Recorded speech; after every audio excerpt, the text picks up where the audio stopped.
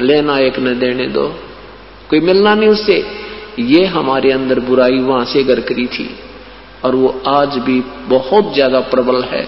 इतनी प्रबल होगी हमारे अंदर उस काल के ऊपर आसक्ता कि परमात्मा ने सैकड़ों बार हमें सावधान किया, बेटा मत देखो इस नादान की नादानी को, तुम सावधान रहो, मस्त रहो, अपना भजन करो प्रभु का। क्योंकि हम वहां सतलोक में भी भजन करते हैं, उसको याद करते हैं, अपने आप आनंद आता है, उस प्रभु के उस सार नाम का जाप करते हैं। लेकिन हम अंदर ऊपर से सावधान हुए पर अंदर से कसक हमारी नहीं गई। वो अंतर्यामी परमेश्वर ने हमें रिजेक्ट कर दिया। हम अपने पति भर्ता पद से गिर गए और परमेश्वर ने हमें हृदय से उतार दिया। बार बार प्रार्थना करने, बार बार संकेत देने पर, बार बार सावधान करने पर भी हम प्रभु की आज्ञा का उल्लंघन करते रहे और उसका आज भयंकर परिणाम अपने सामने है। कोई गधा बने, कोई गधी बने, कोई टांग कटे, कभी आंख फूटे, कुत्ते बने, पशु बने, पक्षी बने, यहाँ कोई पति मरे, कोई पत्नी मरे, बेटा मरे, टांग कट जाए, अंधे हो जाए। ये जो हमारे ऊपर कहर टूटा था, कोई छोटी सी गलती नहीं है।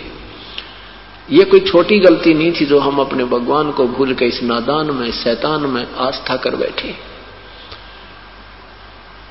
जब सत्ययुग तप इस काल ने कर लिया, ब्रह्म ने कर लिया, काल तो ये आगे चल के इस कहानी में काल कहलाएगा। अभी इसको हम क्षर पुरुष कहेंगे। इस क्षर पुरुष ने जब सत्ययुग तप किया, पूरा हो लिया, प्रभु ने कहा कि क्या मांगता है ज्योति निरंजन, तूने सत्ययुग तक तप किया और तप के बदले केवल राज्य प्राप्त होता है।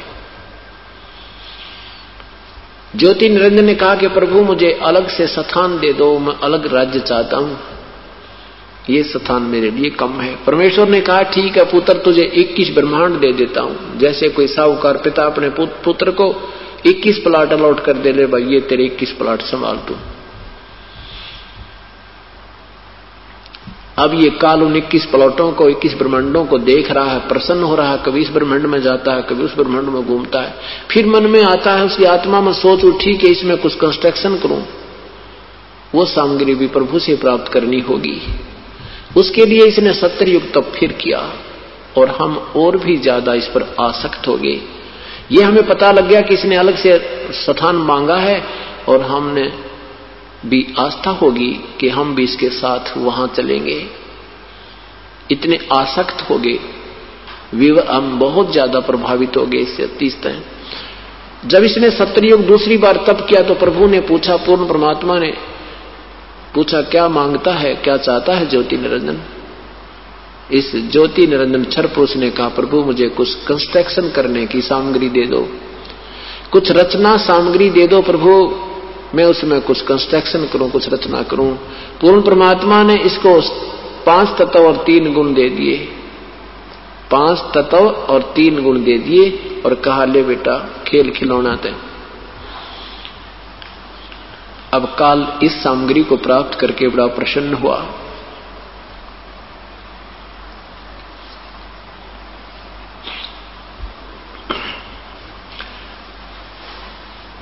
उसके बाद क्या हुआ, इसने सोचा कि ये सब कंस्ट्रक्शन भी होगी प्रभु की कृपा से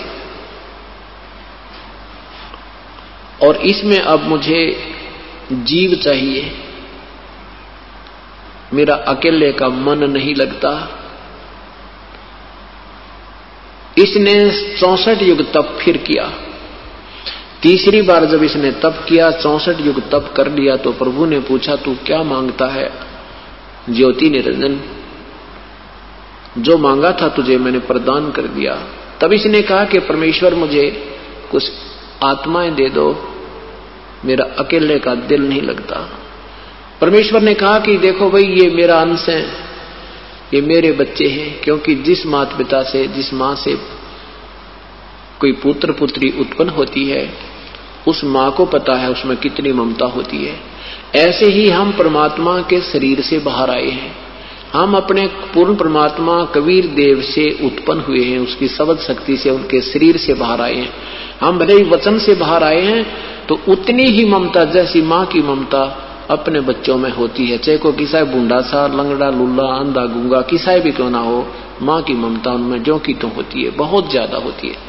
और किसी का भी कोई हानि होती है तो उसको बहुत ठेस पहुंचती है। ऐसे उस परमेश्वर ने कहा कि ये मेरी आत्मा है, मेरे बच्चे हैं, ये नहीं दे सकता तुझे किसी कीमत पर, तो इनको सताएगा तो दुखी करेगा। ने कहा नहीं प्रभु, मैं सत का राज करूंगा, मैं किसी को दुखी नहीं करूंगा, जो जैसा कर्म करेगा वैसा ही फल दूंगा। परमेश्वर ने कहा तो एक बात कर, मैं एक बात हो सकती है, अगर वो स्वेच्छा से तेरे साथ जाना चाहते हैं तो उनसे पूछ लीजिए, नहीं तो मैं तुझे आज्ञा नहीं, मैं उनको नहीं भेज सकता। स्वेच्छा से कोई जाना चाहता तेरे साथ जा सकते हैं, पर फिर भी तू सत का राज करना, किसी को दुखी मत करना, अन्याय मत करना। अब ज्योति निरंजन ये अक्षर पुरुष हमारे पास आया। जो ही ये हमारे पास आया, जैसे हीरो के चारों तरफ बच्चे घूम जाते हैं, हीरोइनों के चारों तरफ घूम जाते, ऐसे हम उस ज्योति निरंजन के चारों तरफ खड़े हो गए। उसने कहा कि मैंने पिताजी से 21 ब्रह्मांड प्राप्त किए हैं, वहां पर ऐसे बनाऊंगा, वहां पर ऐसे हीरे पन्ने जवाहरात के जड़े हुए वृक्ष पर्वत बनाऊंगा, झरने बनाऊंगा, सुंदर बाग बगीचे बनाऊंगा, वहां ऐसे ऐसे आनंदित रहा करेंगे, क्या मेरे साथ चलोगे? हम तो पहले ही तैयार थे। हमने कहा कि यदि प्रभु हमें आज्ञा दे दे तो हम ज्योति निरंजन तेरे साथ चलने को तैयार हैं। तो ज्योति निरंजन ये ब्रह्म, पूर्ण ब्रह्म के पास, कबीर देव के पास आया और कहा कि प्रभु कुछ आत्माएं मेरे साथ चलने को एग्री हैं। परमेश्वर ने कहा कि मेरे सामने हाँ बरवा दे, मेरे सामने कवा दे एक बार उनसे, फिर मैं तेरे साथ भेज दूंगा। पूर्ण परमात्मा हमारे पास आए और साथ में ये ब्रह्म भी वहीं खड़ा था। परमेश्वर ने कहा कि कौन कौन सी आत्माएं हैं जो इस ज्योति निरंजन के साथ जाना चाहते हैं, वो हंस आत्मा दोनों हाथ खड़ा करके स्वीकृति दें। अब अपने भगवान के सामने नहीं हिम्मत पड़ी, नीची गर्दन करके सभी शांत हो गए। काफी देर सन्नाटा छाया रहा, तो प्रभु ने दूसरी बार कहा, क्यों भाई तुम बोलते क्यों नहीं? ये तो ज्योति निरंजन कह रहा था कि मेरे साथ जाने को स्वेच्छा से तैयार हैं, क्यों नहीं बोलते तुम? तब एक आत्मा ने खड़ा होकर के, सबसे पहले एक हंस ने खड़ा होकर के स्वीकृति दी कि मैं जाना चाहता हूं प्रभु इसके साथ। परमात्मा ने उसके नंबर नोट किया। उसके बाद हमने देखा कि अब तो बात बन गई, एक ने नंबर ला दिया, फिर तो देखा हम सभी खड़े हो गए। जितने भी आज इस 21 ब्रह्मांड में चींटी से लेकर हाथी तक, रंग से लेकर राजा तक, पशु पक्षी, जो भी जितनी आत्माएं, मच्छर माखी कीटाणु कुछ भी बने हैं, ये सभी आत्माएं सब इच्छा से इस काल के जाल में फंस गई। परमेश्वर ने कहा ठीक है ज्योति निरंजन, जिन जिन आत्माओं ने तेरे साथ आना चाहा है उनकी मैंने सबके नंबर मेरे कंप्यूटर में आ गए। अब मेरे पास उनके सब नंबर हैं, इनको मैं विधिवत तेरे पास भेजूंगा। भाई तू जा अपने 21 ब्रह्मांडों में। ज्योति निरंजन अपने वही ये ब्रह्मांड वही थे पहले, ये 21 ब्रह्मांड सतलोक में ही थे। तो वहां परमात्मा ने हम सभी को क्या किया, जो सबसे पहले जिस आत्मा ने, जिस हंस ने स्वीकृति दी थी, उसकी एक लड़की बना दी, एक युवा लड़की का रूप दे दिया परमात्मा ने अपनी शक्ति से। और हम सब जीव आत्माओं को सूक्ष्म रूप में, जीव रूप में, बीज रूप में उस लड़की के अंदर अंतःकरण में प्रवेश करती है। और लड़की से कहा कि बेटी मैं तुझे शब्द शक्ति प्रदान करता हूं, जितने भी जीव ये ज्योत निरंजन कहे तू शब्द से मुख से उच्चारण कर देना, उतने ही सामने ये बच्चे, जवान बच्चे उत्पन्न हो जाएंगे। जितने नर या मादा तू चाहेगी उतने ही उत्पन्न कर सकती है। ये सभी आत्माएं मैंने तेरे अंदर प्रवेश करती हैं। उन 16 पुत्र, प्रथम 16 पुत्र जो थे, उन 16 पुत्रों में से एक का नाम सहजदास है, एक का नाम योग संतान अर्थात योग जीत है। सहजदास से कहा कि सहजदास परमेश्वर ने कहा कि जा सहजदास अपनी बहन को ले जा और ज्योति निरंजन के पास छोड़िया और इसको बता देना कि मैंने इसको सब शक्ति दे दी है, जितने जीव तू कहेगा ये लड़की अपने मुख से उच्चारण कर देगी, उतने ही जीव तेरे यहां उत्पन्न हो जाएंगे। उनका शरीर तेज पुंज का होगा, नूरी शरीर होगा। ज्योति निरंजन उस लड़की को लेकर, जिसका नाम अध्या माया, प्रकृति देवी, अष्टंगी आगे चलकर पड़ा, उसका नाम अध्या माया, प्रथम माया और आधी माया भी बोलते हैं, अष्टंगी भी उसी को कहते हैं, दुर्गा भी उसी का नाम है। उस दुर्गा को लेकर के सहजदास ज्योति निरंजन के लोक में आकर के द्वीप में कहा कि ले ज्योति निरंजन, पिताजी ने इस बहन को भेजा है और जितने सब जीव तू कहेगा उतने ही ये उत्पन्न कर देगी, इसके पास सब शक्ति है। इतना कह करके इस लड़की को वहां छोड़ करके सहजदास वापस आ गया।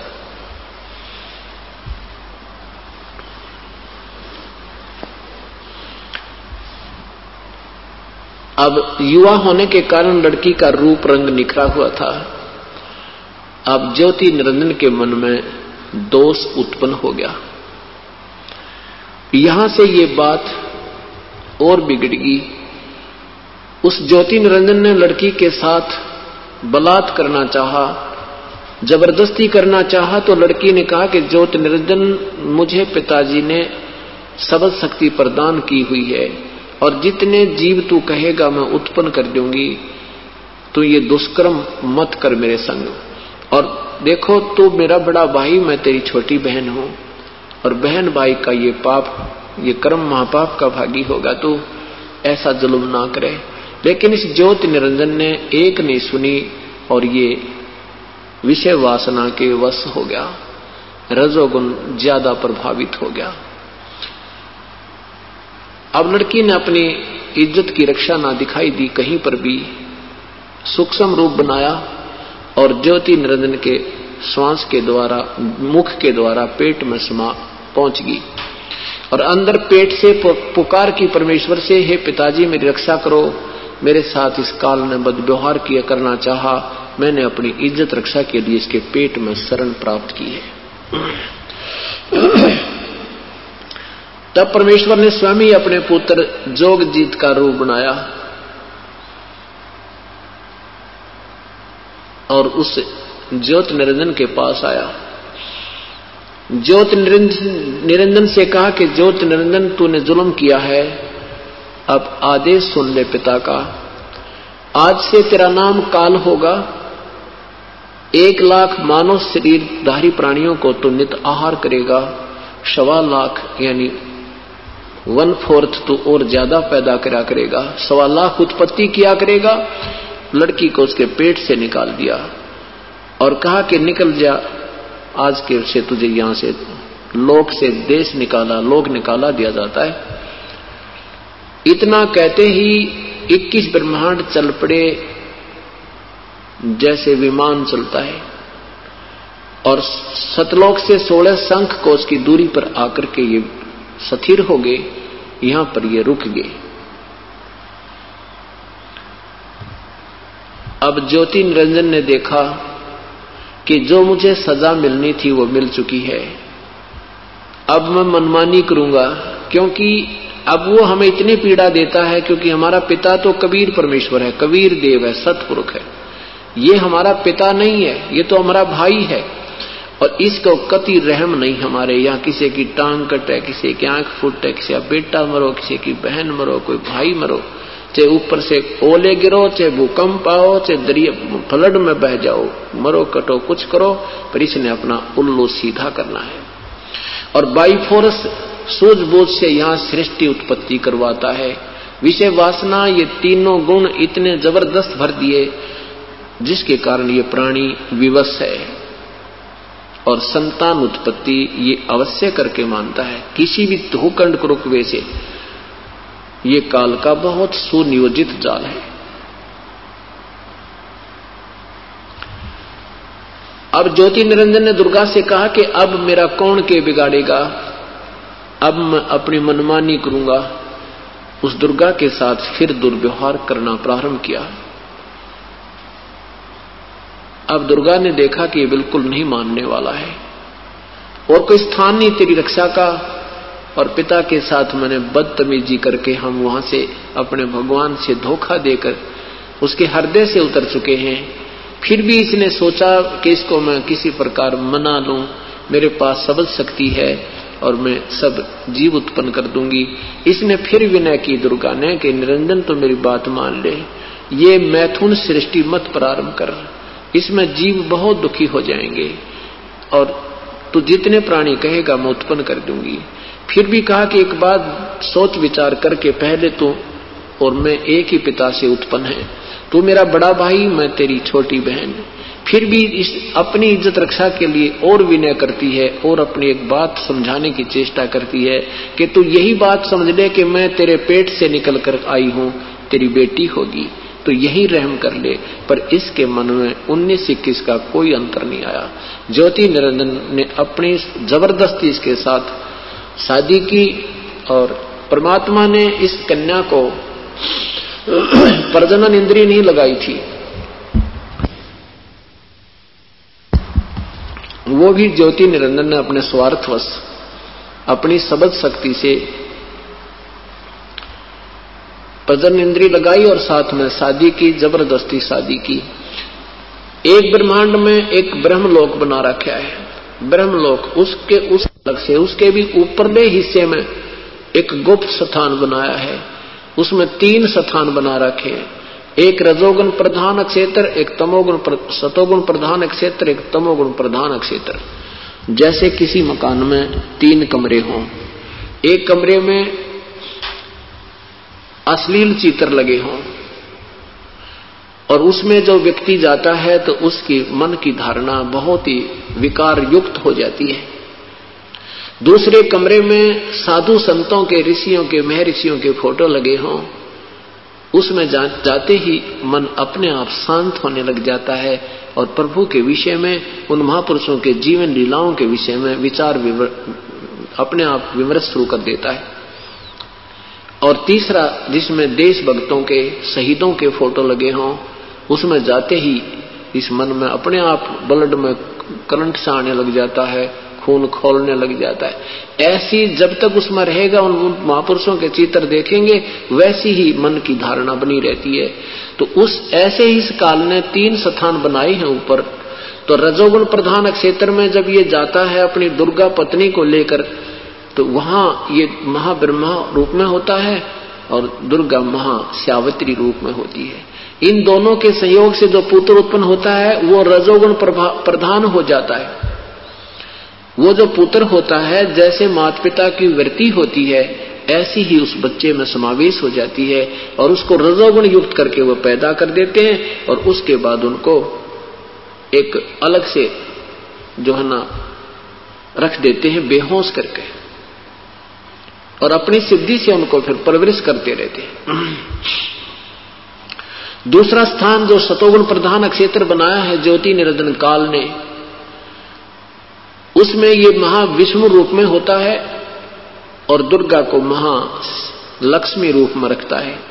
वहां इन दोनों के संयोग से जो पुत्र उत्पन्न होता है उसको ये सतोगुण प्रधान कर देते हैं। वो अपने आप ऑटोमेटिकली हो जाता है, सबते ही वो सतोगुण प्रधान हो जाता है। उसको जब वो छोटा सा बालक से सियाना होने लगता है तो उसको बेहोश कर दवा देता है काल दुर्गा से और कहता है इसको मेरा भेद मत बताना किसी को भी। अब तीसरा जो तमोगुण प्रधान क्षेत्र है उसमें ये स्वयं महाशिव रूप में, सदाशिव रूप में होता है और दुर्गा को महा पार्वती रूप में रख करके इन दोनों के संयोग से जो पुत्र उत्पन्न होता है उसका नाम, वो तमोगुण युक्त हो जाता है, उसका नाम शिव रख देते हैं। सतोगुण प्रधान पुत्र का नाम वो विष्णु रख देते हैं और रजोगुण प्रधान क्षेत्र में उत्पन्न रजोगुण प्रधान पुत्र का नाम वो ब्रह्मा रख देते हैं।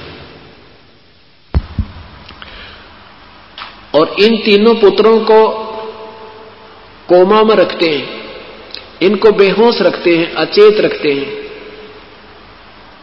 जब ये तीनों पुत्रों की उत्पत्ति होगी तब ज्योति निरंजन ने कहा कि दुर्गा, मैं आज से कसम खाता हूं कि आज के बाद कोई भी प्राणी,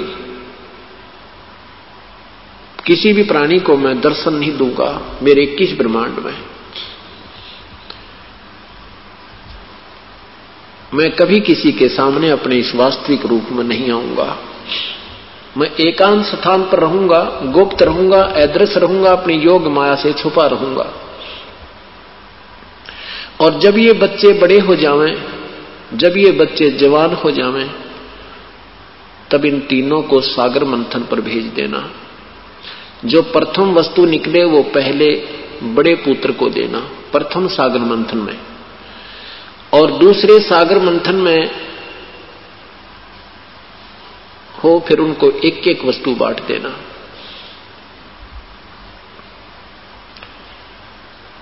अब दुर्गा ने कहा कि ज्योति निरंजन तू सारी मनमानी कर रहा है,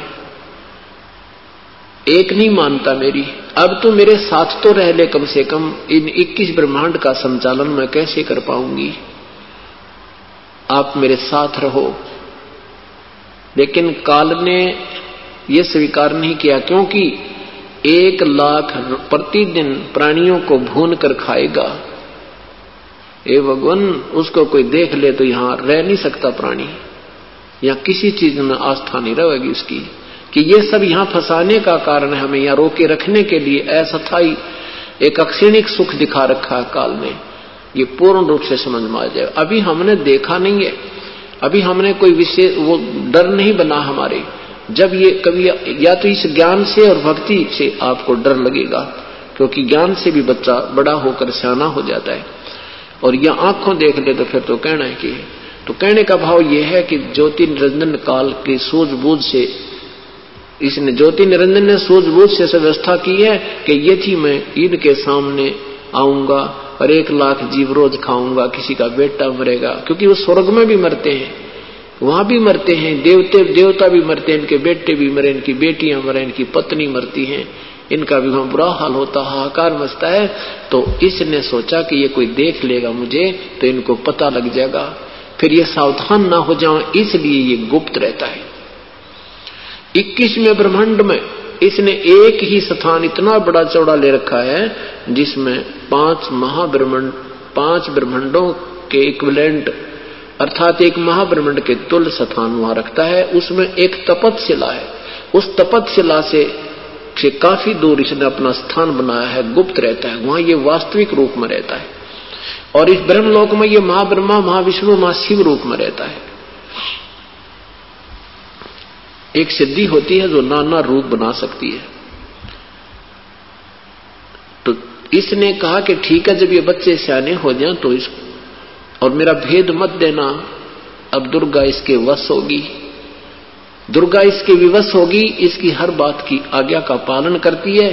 और इसने आदेश दे रखा है कोई भी जीव यहां से निकल ना जावे, किसी को सद्बुद्धि ना आ जावे, कोई भक्ति पूर्ण संत की ना कर लेवे। इसलिए दुर्गा को बहुत सावधान कर दिया। जब ये तीनों बच्चे बड़े हुए तो ब्रह्मा को कमल के फूल पर बैठाकर सचेत कर दिया। देवी भागवत महापुराण 3रे स्कंद में नारद जी को, अपने पुत्र को, ब्रह्मा जी बता रहे हैं कि नारद जी, मैं जब मेरी जब उत्पत्ति हुई, मैं कमल के फूल पर बैठा था, मुझे नहीं मालूम इस अगाध जल में मैं कहां से उत्पन्न हो गया, कौन मेरी सृष्टि करने वाला पिता है। और इस जल में कोई देखा कि इस कमल का कहीं ठिकाना होगा, वो देखा तो इसका कहीं और छोर नहीं मिला। उसके बाद मैं कमल के फूल पर फिर आकर बैठ गया तो आकाशवाणी हुई कि तप करो। मैंने 1000 वर्ष तक तप किया। उसके बाद आकाशवाणी हुई कि सृष्टि रचो, तो मैंने सोचा किसकी सृष्टि रचूं, कोई स्थान तो नजर आ नहीं रहा, सब जगह जल ही जल है, जल में एक कमल है। उसी समय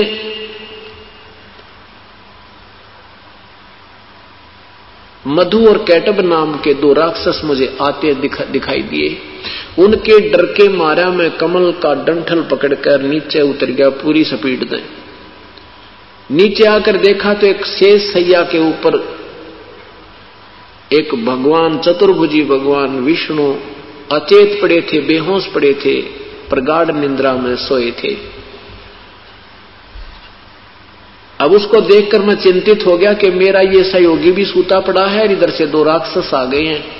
इतने में क्या हुआ कि श्री विष्णु जी के शरीर में एक देवी निकली या भूतनी की तरह दुर्गा उसमें प्रवेश थी, उनको बेहोश कर रही थी। भगवान श्री विष्णु जी को बेहोश कर रखा था। उसमें से दुर्गा बाहर निकली और सामने आकाश में एक सुंदर रूप के स्त्री रूप में दिखाई देने लगी।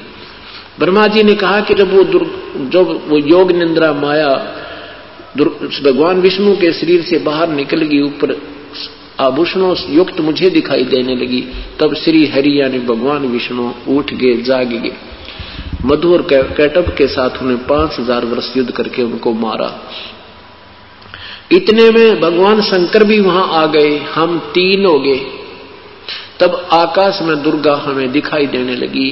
दुर्गा ने कहा कि बेटा तुम मेरा कार्य करो, उत्पत्ति, सतीथि और संहार तुम तीनों का कार्य है। तब हमने कहा हे माता, कहीं पृथ्वी नजर नहीं आ रही है, हम इस कार्य को करने में कैसे सफल होंगे। तब दुर्गा मुस्कुराई और उसने कहा कि बच्चों मैं अब तुम्हें एक अद्भुत दृश्य दिखाती हूं। इतने में आकाश से एक विमान आया। दुर्गा ने हमें कहा कि तुम तीनों इस विमान में प्रवेश करो, विराजमान हो। हम दुर्गा की आज्ञा का, हम माता की आज्ञा का पालन करके उसमें विराजमान हुए विमान में। दुर्गा ने यानी उस देवी ने अपनी शक्ति से विमान को आकाश में उड़ा दिया। जिस लोक में हमारा विमान पहुंचा वहां एक ब्रह्मा और विराजमान थे। ये देवी भागवत महापुराण 3रा स्कंद सुना रहा हूं आपको। गीता प्रेस गोरखपुर से प्रकाशित, आप घर जाकर भी पढ़ सकते हो। वो दूसरा ब्रह्मा कौन था? ये काल था। ये महाब्रह्मा महाविष्णु महाशिव रूप में ब्रह्मलोक में रहता है और इनका भ्रम निवारण करने के लिए कहीं ये प्रभु ना पाक जावे, अपने आप को समर्थ मान कर यहां मार ना खा जावे, इसलिए इनका भ्रम पहले ही निवारण कर दिया कि तुमसे अलग भी कोई शक्ति और है। ब्रह्मा जी बता रहे हैं अपने पुत्र नारद को कि उस दूसरे ब्रह्मा को देख करके श्री विष्णु और श्री शंकर जी ने मुझसे पूछा कि हे चतुरानंद, ये दूसरे ब्रह्मा कौन है? मैंने कहा कि मुझे नहीं मालूम ये कौन है दूसरे ब्रह्मा। हे भगवान, मैं कौन हूं, ये कौन है, मुझे कोई मालूम नहीं। इतने में हमारा विमान दूसरे स्थान पर पहुंचा। वहां पर एक शिव जी और एक सुंदर भवन से निकला। नंदी वृषभ पर सवार था, 3 नेत्र थे। उस दूसरे शंकर को देख करके हमारे साथ बैठे हुए शिव जी भी चक्कर में पड़ गए, कहने के ये दूसरा शंकर कौन है। इतने में हमारा विमान तीसरे स्थान पर पहुंचा जहां पर एक विष्णु और विराजमान था।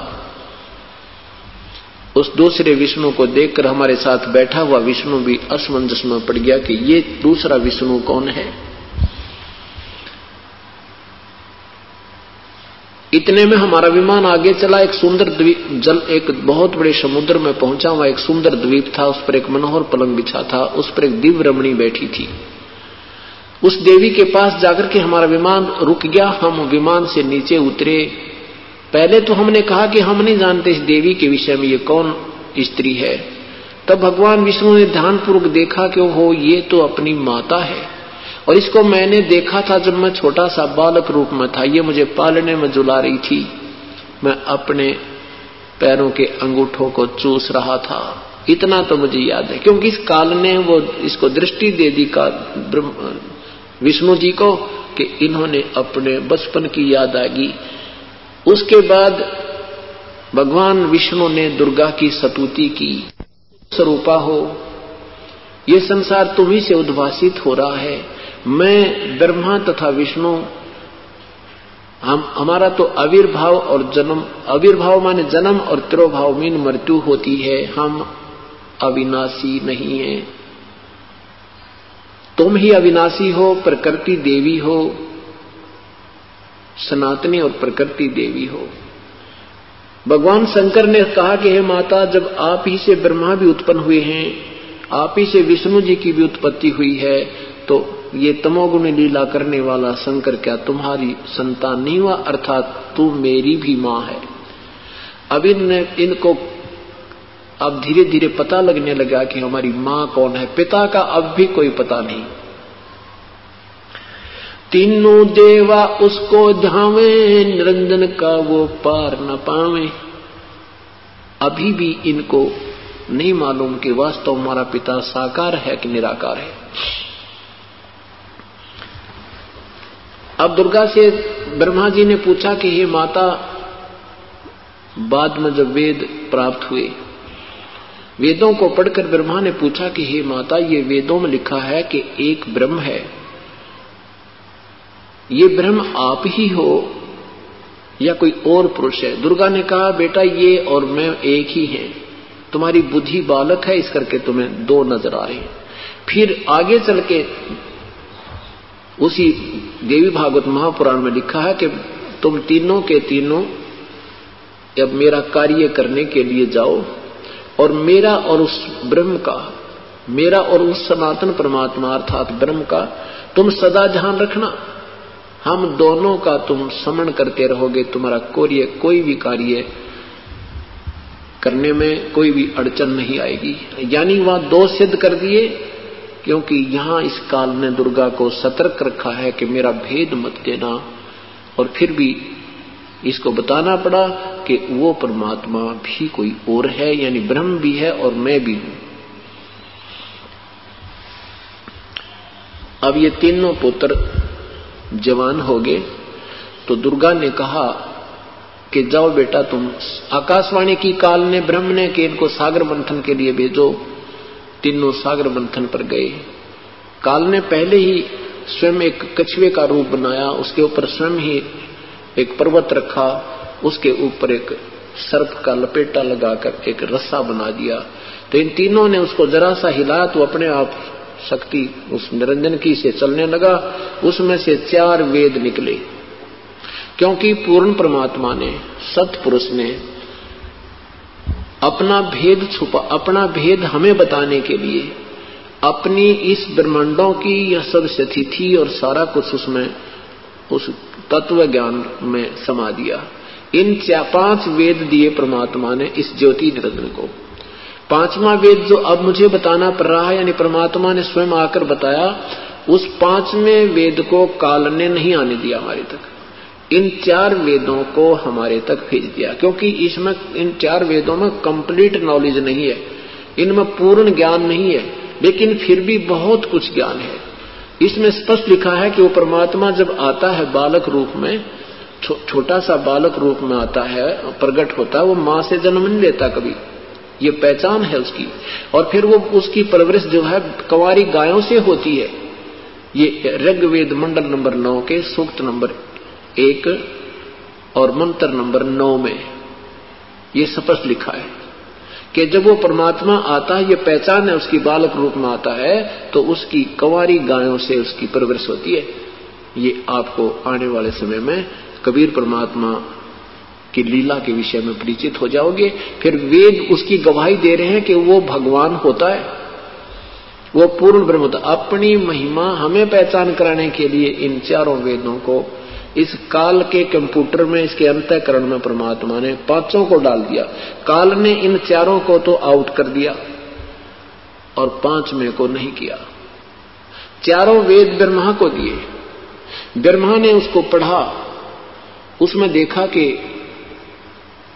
उसमें लिखा है कि कोई परमात्मा है और वो सशरीर है, अग्नि तनुरसी, परमात्मा सह शरीर है, परमेश्वर सह शरीर है। विष्णुवे तवा सोमस्य तनु ऋषि, उस परमात्मा का शरीर है, सर्व का पालन करता ईश्वर अमर पुरुष का शरीर है। और माँ से जब ये पूछते थे कि माँ हमारा पिता कौन है, तो दुर्गा कह देती थी तुम्हारा कोई पिता नहीं, मैं ही तुम्हारी माँ हूं, मैं ही तुम्हारा पिता हूं। अब जब वेदों में देखा कि वेद कह रहे हैं कि कोई और परमात्मा है, वो सह शरीर है, और मां कहती है कि वो कोई भगवान नहीं है, कोई और पुरुष मेरे से अतिरिक्त नहीं है, तो ब्रह्मा जी ने कहा कि हे मां, वेद क्या, वेद तो प्रभु की देन है, ये झूठ नहीं हो सकते। और वेदों में लिखा कि परमात्मा है, हमारा सृष्टि रचनहार, हमारा कुल पिता है, उसका मनुष्य सदृश शरीर है। तब दुर्गा ने कहा बेटा वो है जरूर, पर तुम्हें मिला को ना, वो दर्शन नहीं देगा, उसने कसम खाई है, वो किसी साधना से, वेदों में वर्णित विधि से तुम्हें प्राप्त नहीं होगा। तो ब्रह्मा ने कहा मां अब आपकी बात पर मुझे अविश्वास हो गया। पहले तो आप कह रही थी हमारा कोई पिता नहीं है, अब वेदों ने बताया कि आपका एक पिता है और वो सह शरीर है, अब आप कहते वो मिलेगा नहीं। और इसमें लिखा है कि ओम नाम का जाप जपो, तो ओम नाम के जाप से वो अवश्य मिलेगा। ये अपने आप निष्कर्ष ब्रह्मा ने निकाल लिया। ओम कर्तु समर, कलवे समर और कर्तुम समर। ओम नाम का जाप काम करते करते सिमरण करो, विशेष कसक के साथ सिमरण करो, मनुष्य जीवन का मुख्य कर्तव्य मान के सिमरण करो। ऐसा प्रमाण यजुर्वेद अध्याय नंबर 40 के मंत्र नंबर 15 में लिखा है। ऐसे इन ऋषियों ने और ब्रह्मा ब्रह्म विष्णु महेश आदि ने अपने आप निष्कर्ष निकाल लिया कि उस परमात्मा का ओम नाम ही जाप होगा। लेकिन वो उस मंत्र को भूल गए। 40वें अध्याय के 10वें मंत्र में लिखा कि उस परमात्मा के विषय में मैं नहीं जानता, वो तो कोई तत्वदर्शी संत बताएगा, उनसे सुनो, वो बताएगा पूर्ण रूप से। ये तो मेरा मंत्र ब्रह्म का मंत्र है। लेकिन कहते हैं गुरु बिन काहू न पाया ज्ञान, जो थो था बूछड़े किसाना। गुरु बिन वेद पढ़े सो प्राणी, समझे न सार रहे अज्ञानी। पुण्यात्माओं अभी तक देख लेना, जब आपको ज्ञान होगा, तत्व ज्ञान होगा, आपको कोई भी ऋषि ज्ञानी नजर नहीं आएगा, आपको इस पृथ्वी पर कोई संत नहीं नजर आएगा, आपको सदगुरु नजर नहीं आएगा। इसलिए दास रह कर ये प्रयत्न कर रहा है कि ये स्वयं आप स्वयं जागृत होंगे, तभी नकली संतों और पंथों की छुट्टी होगी। नहीं तो हमें कई युगों से गुमराह करते आ रहे हैं। इनको भी नहीं मालूम तुम कितने दोषी हो। ये सोच रहे हैं हम बहुत पुण्य का काम कर रहे हैं, लेकिन ये पाप कर रहे हैं। करते हैं पुण्य होत है पापम। ये करते दिखे पुण्य और कर रहे हैं पाप। क्योंकि कुमार्ग दर्शन करना, कुमार्ग पर जीव को लगाना महापाप का भागी होना होता है।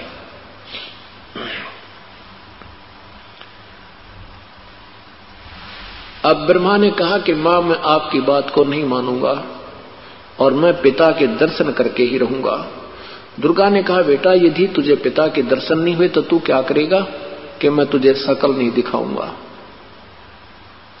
इतना हठ करके और एकांत स्थान में पहुंच गया, वहां बैठ गया समाधि लाके, ध्यान लगाऊंगा। 4 युग तक ब्रह्मा ध्यान लगाए बैठा रहा। 4 युग तक ब्रह्मा ने ध्यान लगाया, कठिन तप किया, हठ योग किया, लेकिन प्रभु प्राप्ति नहीं हुई। गीता जी के अध्याय नंबर 11 के मंत्र नंबर 48 में लिखा है कि ये जो मेरा वास्तविक रूप है, ना पहले किसी ने देखा, ना कोई आगे देख सकता, और ये ना किसी वेदों वर्णित विधि से, ना किसी जप से, ना तप से, ना किसी क्रिया से मेरा प्राप्त नहीं हो सकता। मुझे कोई प्राप्त नहीं कर सकता। ये मेरा अटल नियम है। गीता जी के अध्याय नंबर 4 के मंत्र नंबर 24 और 25 में कहा है कि ये मेरा घटिया अटल नियम है कि मैं कभी किसी के सामने प्रत्यक्ष नहीं होता, अपनी योग माया से छुपा रहता हूं। और ये बुद्धिहीन संसार मुझ अव्यक्त को व्यक्त मान रहे हैं। मैं अव्यक्त हूं, मैं नहीं दिखता यहां किसी को, और ये मुझे कृष्ण मानेंगे। मैं कृष्ण नहीं हूं। और कृष्ण जी जो सामने खड़े वो कैसे कहता मैं कृष्ण नहीं हूं, मैं व्यक्त नहीं हूं, मैं व्यक्ति नहीं हूं। इसलिए ये तत्व ज्ञान की कमी से हम अभी तक श्री कृष्ण द्वारा बोला हुआ ही गीता जी का ज्ञान मानते रहे।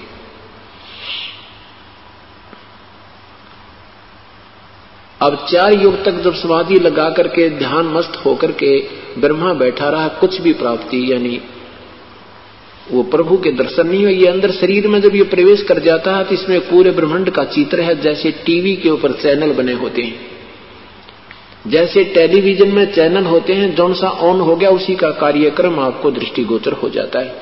ऐसे ही शरीर में जब ध्यानस्थ प्राणी हो जाता है तो कोई भी ऑटोमेटिकली कोई भी उसके अभ्यास से कुछ चैनल ऑन हो गया तो उसको देखते देखते यू हजारों वर्षों तक बैठा रहता है। ना वो तो बैठा नहीं जा सकता, यो मन 1 सेकंड भी ना टक है।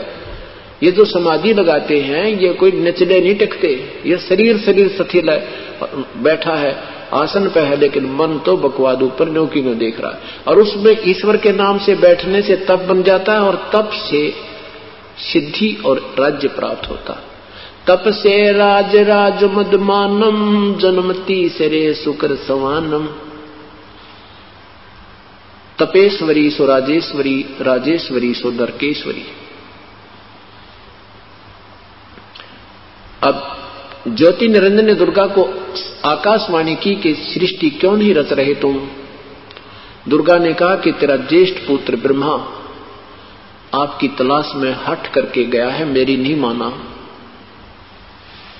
ज्योति निरंजन ने कहा कि उसको वापस बुला लो और कह दो मैं किसी को दर्शन नहीं दूंगा। दुर्गा ने अपने पति के आदेश से अपने सबल शक्ति से एक लड़की उत्पन्न की, उसका नाम गायत्री रखा। गायत्री से कहा जा बेटी तो अपने भाई ब्रह्मा को उठा कर ला, वो समाधिस्थ है, उसके चरण छूना, चरण छूते उसकी समाधि टूट जाएगी। क्योंकि जब हम सतलोक से आए थे हम सभी में सिद्धि थी, शक्ति थी। ये तो बाद में हम डिस्चार्ज कर दिए काल नहीं आ पाए। अब हर युग में जब मनुष्य युग होता है हमें फिर चार्ज करनी पड़ती है। कोई तप करता है, कोई जप करता है, कोई कुछ करता है, कोई ओम नाम का जाप करता है, कोई हठ योग करता है, और फिर स्वर्ग में डिस्चार्ज होकर के हम फिर आ जाते हैं। वहां खर्च कराते हैं, फिर आके फिर चार्ज करते हैं, फिर अपना आकाश मोड़ते रहते हैं। कोई सिद्धि प्राप्त कर ली, कोई पशु बने, कभी नरक में गए। ये व्यवस्था हमारी काल ने कर रखी है। तो गायत्री ने जाकर के ब्रह्मा जी के चरण छुए, चरण छूते उसकी समाधि टूट गई। सामने युवा लड़की को देखकर ब्रह्मा ने कहा कि तू कौन उल्टा आ गई, मेरे तप को भंग करने के लिए मैं तुझे साप देता हूं। गायत्री ने कहा कि मुझे साप बाद में देना, पहले मेरी बात सुन लो, मेरा दोष हो तो मुझे श्राप देना। कहा कि मां ने बुलाया है, आपके बिना जीवों की सृष्टि नहीं हो पा रही है और मैं तो केवल मां का आदेश लेकर आई हूं, मेरा कोई दोष नहीं है। तो ब्रह्मा ने कहा गायत्री मैं कैसे चलूं, मां के सामने मैं वचन कहकर आया हूं कि मैं या तो पिता के दर्शन करके आऊंगा और नहीं दर्शन हुए तो तुझे शकल नहीं दिखाऊंगा, और 4 युग हो गए मुझे पिता के दर्शन नहीं हुए। अगर तू मेरी झूठी गवाही दे दे कि मुझे पिता के दर्शन हो गए तो मैं मां के सामने जा सकता हूं, नहीं तो मुझे शर्म लगती है। गायत्री ने कहा चलो ठीक है, मां का आदेश है कि उसको लाना है हुकंड पूर्वक तरीके से, किसी प्रकार एट एनी कॉस्ट, किसी भी कीमत पर उसको उठा के लाना है। तब गायत्री ने एक शर्त रखी, अभद्रसी। ब्रह्मा ने स्वीकृति दी। अपना एक और गवाह बनाने के लिए गायत्री ने अपनी सबर शक्ति से एक लड़की उत्पन्न की, उसका नाम पौपवती रखा। उससे भी कहा कि तुम हमारी ये गवाही दे देना कि ज्योति निरंजन को, ब्रह्मा को उनके पिता के दर्शन हुए। अब पौपवती ने भी सोचा कि मैं झूठा हां भर दूंगी और ये फिर कह देंगे इसी ने झूठ बोला, हमने कहा नहीं, तो कहीं ये मेरी अकेले की पिटाई ना हो जाए। तो इसने भी एक ऐसी शर्त रखी, अभद्रसी। तो ऐसे इन्होंने एक दूसरे को सहयोग दिया और फिर तीनों के तीनों माता के पास आ गए। दुर्गा ने पूछा क्यों बेटा तुझे तेरे पिता के दर्शन हुए? ब्रह्मा ने कहा हां मुझे पिता के दर्शन हुए मां। भाई कोई प्रमाण, कोई चिन्ह बता। ब्रह्मा ने कहा कि ये दोनों मेरे गवाह हैं, इनके सामने दर्शन दिए पिता ने। दुर्गा ने पूछा क्यों? पौपोती और गायत्री से पूछा। दोनों ने स्वीकृति दे दी, हाँ मेरे सामने पिता के दर्शन हुए। अब गायत्री असमंजस में पड़ गई कि भी मुझे तो कह रहा था, मैंने कसम खा ली है मैं किसी को दर्शन नहीं दूंगा, और इनको दर्शन दे दिए। तो इस बात से गायत्री महसूस करके एकांत में बैठती और मन में कहती है कि तू झूठा है ज्योतिनेंद्र, तू झूठा है, और मुझे कह रहा था कि मैं किसी को दर्शन नहीं दूंगा, तूने इनको दर्शन दे दिए। आकाशवाणी की ज्योति निरंजन ने कि तीनों झूठ बोल रहे हैं, मैंने कोई दर्शन नहीं दिए। अब तब दुर्गा आई करड़ी सी होकर, आके तीनों से कहा कि मुझे आकाशवाणी हुई तुम्हारे पिता की, वो कहते मैंने कभी किसी को दर्शन नहीं दिया, झूठ बोलते। तो तीनों हंसने लगे और कहने लगे, मां कहने लगे हमने तो आपके सामने, ब्रह्मा ने कहा कि आपके सामने आने में शर्म लगे थी, इसलिए झूठ बोलनी पड़गी, दर्शन नहीं हुए थे। तब दुर्गा ने श्राप दे दिया तीनों को। ब्रह्मा को श्राप दिया कि तेरी पूजा जग में नहीं होगी, और ये वेदों के पढ़ने वाले तेरे जैसे कपटी और झूठे होंगे, इनको ज्ञान कुछ होगा नहीं, और ये प्रभु पाके रहेंगे, दुनिया को गुमराह किया करेंगे, तेरे वंशज भी तेरे जैसे ही पाखंडी होंगे। ऐसा श्राप दे दिया। इस श्राप को पाकर के ब्रह्मा बेहोश हो गया। काफी देर में होश में आया। गायत्री को श्राप दिया कि तू गाय बनेगी और तेरे कई सांडपति होंगे। पोपवती को श्राप दिया कि तू एक गंदे स्थान पर उत्पन्न होने वाली जड़ी होगी, केवड़ा केत की नाम की जड़ी होगी, गंदगी में उत्पन्न होया करेगी। तीनों को श्राप देकर के दुर्गा विष्णु जी के लोक को चली।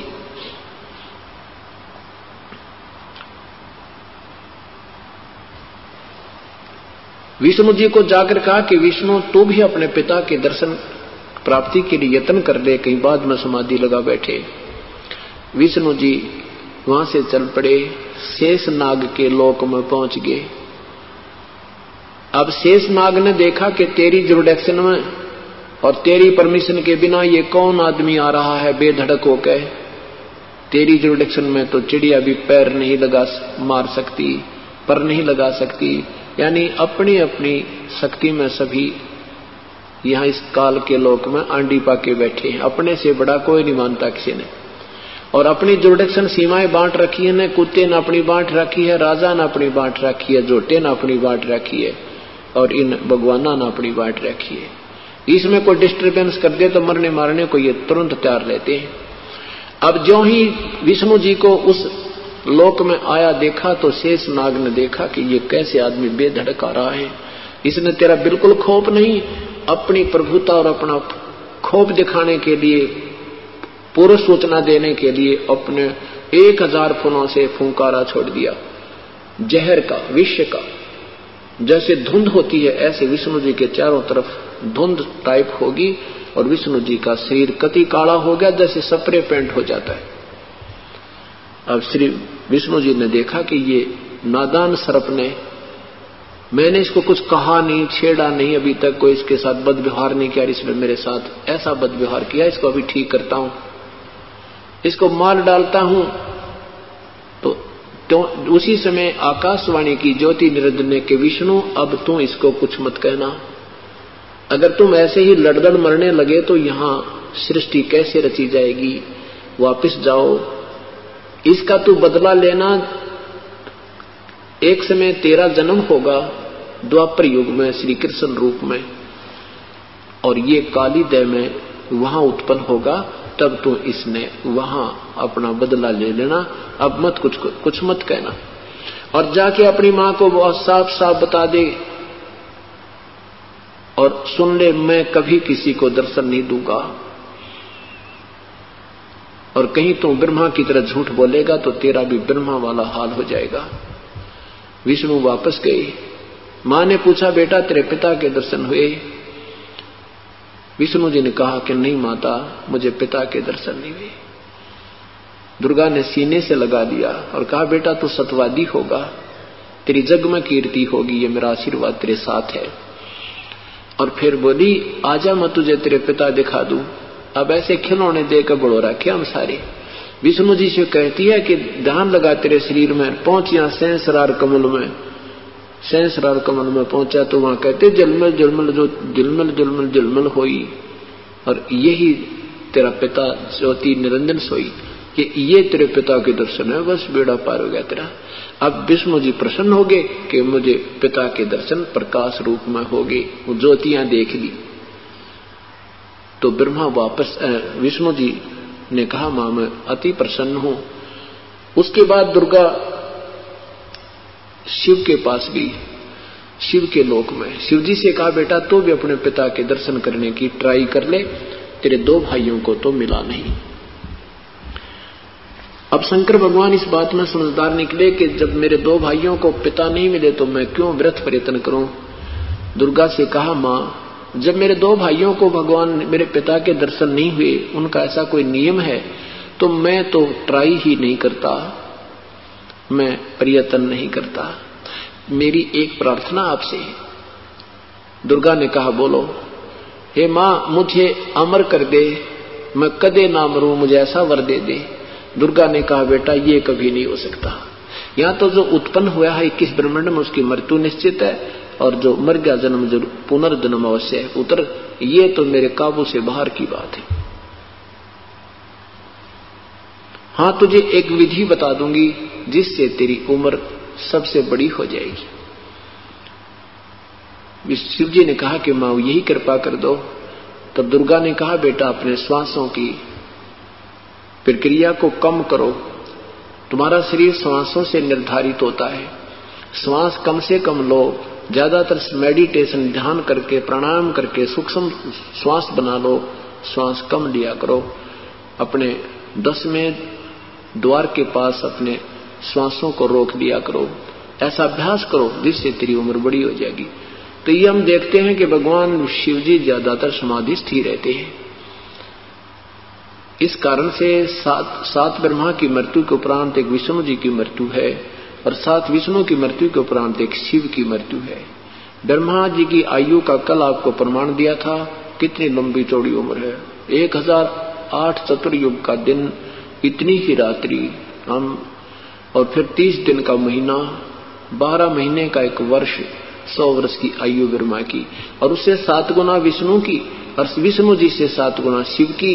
परमात्मा कहते हैं एती उम्र बुलंद मरेगा अंतरे, इतनी लंबी भी उम्र होगी तो भी मरे पार पड़ेगी, क्योंकि किस ब्रह्मांड में कोई जीव स्थायी नहीं है, वो स्थिर नहीं है, अविनाशी नहीं रह सकता। तो भगवान शिव जी इसी बात से प्रसन्न हुए और अपनी साधना करने, उसी तरह रहने को स्वीकार किया। अब उधर से ज्योति निरंजन ने कहा कि दुर्गा तूने इनको श्राप नहीं देना था, अब मैं तुझे श्राप देता हूं, द्वापर युग में तू पार्वती होगी और तेरे 5 पति होंगे। दुर्गा ने कहा कि ज्योति निरंजन, मैंने अपने पैर पे आप कवाड़ा मार रखा है, हम तेरे वश हो गए हैं, हमने अपना पति छोड़ दिया, अपना कुल मालिक छोड़ दिया, अब तू कितने नाच नचा ले, मुझे नाचना पड़ेगा। एक तरफ से तो कहता है कि तू कंट्रोल कर 21 ब्रह्मांड को, और बच्चों ने गलती की, मैंने जरा सी सजा दे दी तो तूने ऊपर से मुझे वो सजा दी, तू जो कहेगा वैसे मुझे करना ही पड़ेगा। कुछ दिनों के बाद क्या किया ज्योति निरंजन ने, दुर्गा से कहा कि इन बच्चों को अब तू सृष्टि उत्पन्न कर, जीव उत्पन्न कर मेरे लिए, आहार तैयार कर मेरा। दुर्गा ने तीनों से कहा बेटा तुम मेरे से शादी करके पुत्र उत्पत्ति करो, बच्चे उत्पन्न करो। तीनों देवताओं ने कहा हे माता ऐसा पाप। तब दुर्गा ने कहा बेटा मैं तो तुम्हें देखना चाहती थी, तुम वैसे इतने बड़े लंबे हो गए हो, कुछ थोड़ा बहुत विवेक भी रखते हो, तुम्हारे अंदर कोई शिष्टाचार भी आया है कि नहीं। ठीक है पुत्रो, जाओ तुम सागर मंथन करो, वहां से तुम्हें जो वस्तु मिले एक एक न्यारी नारी लेकर आना। सागर मंथन के लिए गए। दुर्गा ने स्वयं ही अपने 3 रूप और बनाए। अपनी सिद्धि शक्ति तय और सागर में छुप गई। सागर मंथन किया तो 3 बार में 3 स्त्रियों के रूप में बाहर आई और चौथे रूप में मां के रूप में विराजमान रही। पुण्यात्माओं, जब आप इस तत्व आध्यात्मिक ज्ञान से परिचित हो जाओगे तभी यह समझ में आएगा। अभी तक तो हम ये अभी हीट एंड ट्रायल मेथड पर आधारित हैं। अब तक तो हम सामने देख लेते हैं, हमें अच्छा लगता तो स्वीकार कर देते हैं, नहीं तो कहते नहीं ऐसा नहीं हो सकता। परमात्मा के मार्ग में कोई असंभव चीज नहीं होती। ये सोचना कि ऐसा नहीं हो सकता, ये अपनी अल्प बुद्धि का ही प्रमाण और विचार विमर्श होता है। उधर से 3 रूपों में दुर्गा बाहर आई, 3 युवा लड़कियों के रूप में। तीनों के तीनों और तीनों लड़कियां साथ आकर के मां के पास उपस्थित हुई। दुर्गा ने पूछा कि पहले नंबर पे कौन निकली थी? उन्होंने बताया कि ये 1 नंबर पे निकली थी। उसका नाम सावित्री रख दिया, ब्रह्मा से उसकी शादी कर दी कि ये तेरी पत्नी है। दूसरी का नाम लक्ष्मी रखा, वो विष्णु जी से ब्याह दी। और तीसरी का नाम उमा रखा, वो शंकर जी से शादी कर दी। और तीनों की शादी करके कहा बेटा जाओ अपने अपने लोक में और सृष्टि रचना प्रारंभ करो। तीनों पुत्रों की शादी करने का विवरण 3रा स्कंद देवी भागवत महापुराण आपको प्रमाणित कर रहा है, ज्यों का त्यों। और ये पुराण और वेद तो दास ने अभी देखे हैं 2 वर्ष पूर्व। इससे पहले ये सृष्टि रचना दास आपको कम से कम सन 94 से सुनाता आ रहा है। तो कहने का भाव ये है कि जो परमेश्वर ने हमें पहले ही ज्ञान दे रखा था अपनी अमृतवाणी में 5वें वेद में, आज सब सदग्रंथों ने उसको सेकंड कर दिया।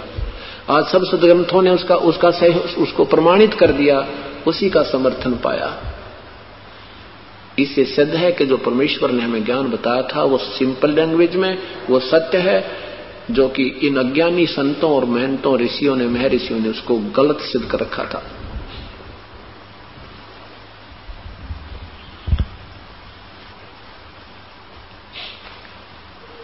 अब यहां से ये सुर और असुर उत्पन्न होने शुरू हुए। ब्रह्मा जी के वंशज ऋषि ब्राह्मण कहलाने लगे। ये अलग अलग तीनों की व्यवस्था होगी और सुर और असुर यानी देव और राक्षस भी उन्हीं के वंशजों से बन गए, क्योंकि जिन्होंने मंत्र वही याद किए, जाप किए, उनमें सिद्धियां आ गई, विकार त्यागे नहीं, बुराई करते रहे, शराब मदिरा पीते रहे, मांस खाते रहे, उनको राक्षस कहने लगे। तो पहला मांस तमाकू प्रयोग करता था, भांग खाता था, नहीं मानता था, बार बार कहने से तो उसको गांव से निकाल देते थे। उस घर के सदस्य को गांव से अपने घर से निकाल देते थे, गांव से निकाल देते थे कि ये तो औरों को भी खराब करेगा। तो फिर वो जंगल में मन मर्जी करते थे और उनके साथ द्वेष करते थे अन्य के साथ, इसलिए वो राक्षस पदवी पर आ जाते थे। अभद्र व्यवहार करते थे, खाने पीने में कोई कंट्रोल नहीं करते थे और साथ में जाप भी करते रहते थे, सिद्धियां भी प्राप्त करते रहते थे। इस प्रकार ये बातें बिगड़ गई। अब यहां परमात्मा सुना रहे हैं धर्मदास जी को ये सृष्टि रचना के विषय में। अब परमात्मा अपनी साधारण वाणी में जो पहले ही हमें वर्णन किया था वो सुनाते हैं, सुनाया था उसको आपको सुनाते हैं। धर्मदास ये जग बोराना, कोई न जाने पद निर्वाणा। धर्मदास जी को परमात्मा कह रहे हैं, धर्मदास ये सारा संसार विचलित है, ना ब्रह्मा को मालूम, ना विष्णु जी को मालूम, ना शिव जी को मालूम। इनको स्वयं नहीं पता हम कहां से उत्पन्न हुए, हम कौन हैं। ये काल का एक भयंकर जाल है। ये आम जीव के समझेगा, नादान ये महर्षि बने फिरे, ये संत ये सुने सुनाई दंत कथा सुना कर दुनिया को पीछे लगा बैठे, इनके पास खाक नहीं है। खुद ब्रह्मा विष्णु महेश को मालूम नहीं तो इनके उपासकों को क्या ज्ञान हो सकता है। स्वयं शिक्षित समाज अब विचार करेगा। धर्मदास ये जग बोराना, कोई न जाने पद निर्वाणा। यही कारण मैं कथा पसारा, जग से कहिए एक राम न्यारा। इन सब से अलग है वो प्रभु। अभी तक इस निर्वाण पद को कोई नहीं जानता, वास्तव पूर्ण मोक्ष मार्ग को नहीं कोई जानता। सब विचलित हैं, अपनी अपनी दंत कथा सुना रहे हैं। इसलिए मैंने तुझे ये कथा विस्तार से सुनाई है। यही कारण मैं कथा पसारा, जग से कोई एक राम नियारा।